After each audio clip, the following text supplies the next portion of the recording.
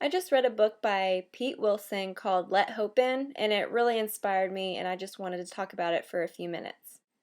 The main gist of the book was talking about how your past isn't really your past if it's still showing up in your future.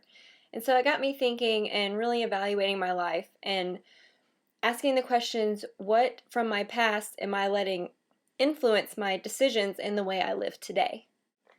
I feel like there are a lot of ways that can manifest itself in our lives, whether that's being picked on when we were younger about our breast size and masking that pain from being made fun of by getting an augmentation or something of that nature. But for me, it was more about a relationship that didn't really have an ending, so there was no closure.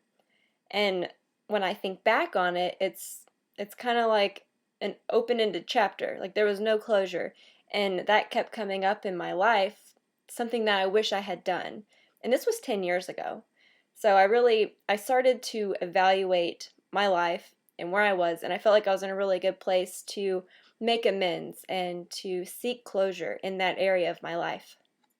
So what I did after I made sure it was cool with my husband if I contacted an ex-boyfriend, which is very important, and he said yes, I emailed him a letter and just laid it out, apologized for the way things went, that I hoped everything was going well for him, that sort of thing, and just really kind of close that part of my life. And I feel like he had an opportunity for closure because he had written me a letter 10 years ago, and I don't remember acknowledging it or saying anything about it. So this was really my opportunity to close that part of my life. And after that email was sent, I felt so much better.